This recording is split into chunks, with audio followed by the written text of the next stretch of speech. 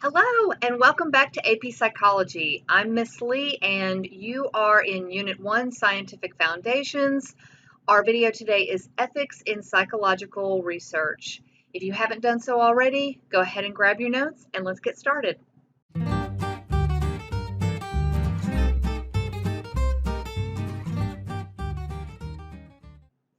Our learning targets for today are all centered around ethical issues. We want to be able to identify how those issues inform and constrain research practices, so how they drive the things that we do related to research. And we also want to describe how ethical and legal guidelines protect research participants and promote sound ethical practice. So first off, when you're talking about research using human studies, who says it's ethical? Well, we go back to the American Psychological Association. They provided us with a code of ethics started in 1953, and those are routinely assessed and looked at and updated if they need to be.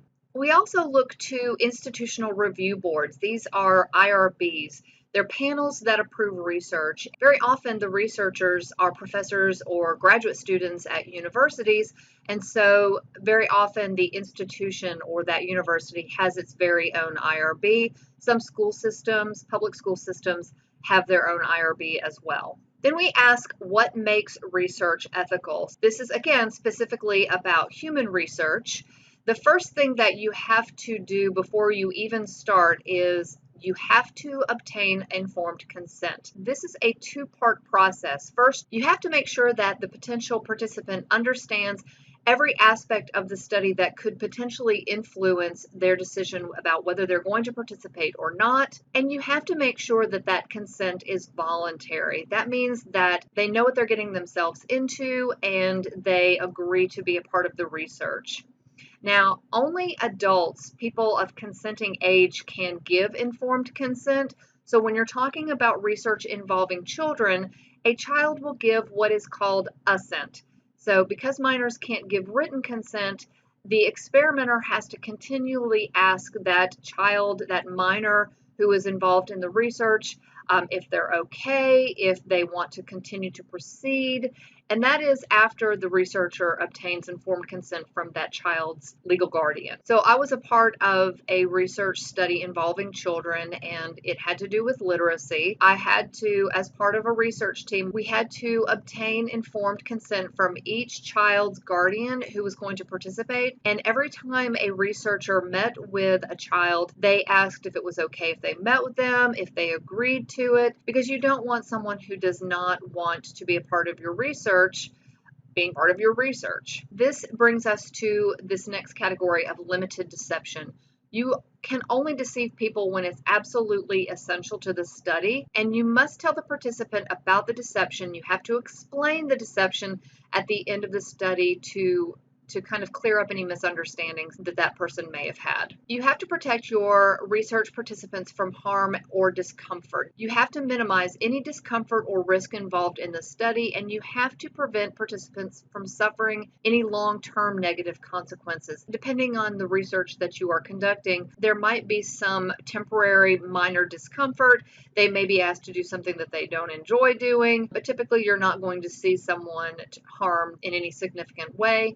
And it is up to the researcher to make sure that your participants do not suffer any long-term negative consequences. The participants also have to understand that they are free to participate or withdraw their participation at any time, so they can quit anytime they want to. Confidentiality is very important when you are conducting psychological research. You have to keep all of the personal information about the participant, even their participation in the research study, a secret during the study as well as after the conclusion of the study. So even in your report, the results cannot identify any individual in a way that personal information is disclosed. And last, you must reveal all relevant information at the end of the study. Once everything is compiled, everything is analyzed, you have to debrief your research participants, and they have to leave the study in the same way that they came to the study.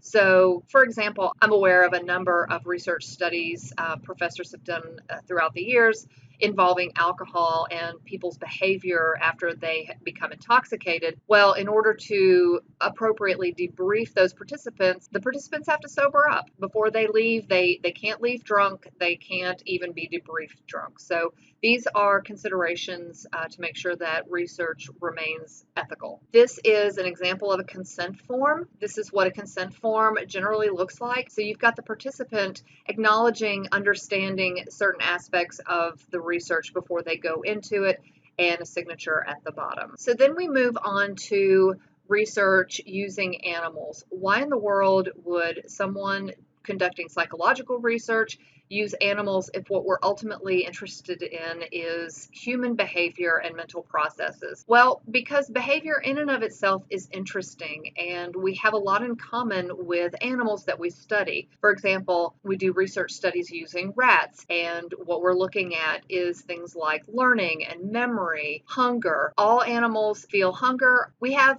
a lot in common with animals. For example, when we are hungry, we eat. Same thing for animals. And secondly, we do research with animals to get information that would not be possible because it's not ethical to collect that information from humans. So you're talking about anatomical research, brain research, Alzheimer's research, anything that you would not be able to look at with humans. Sometimes it is beneficial to use animals to find out certain pieces of information. Animals are not usually subjected to extreme pain, starvation, or other inhumane conditions. And if animals are harmed in research, it has to be deemed necessary to benefit human welfare. So if it's not going to benefit human welfare, it is not even okay to begin the research. There are guidelines as to how we care for animals involved in research, just like humans. And those guidelines are put forth by the American Psychological Association, as well as institutional animal care and use committees.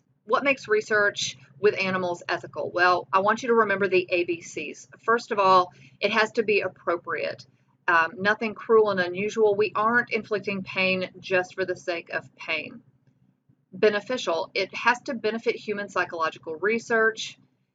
Caring. We have to care for the animal's well-being. We have to maintain a certain level of care for the animal. There are regulations related to the number of cages, how big the cages are, when and how the animals are fed, when and how the animals' cages are kept clean. There are very distinct guidelines as to the care of animals in research. So that's it for this unit. If you have any questions, be sure and jot them down. And until our next video, bye for now.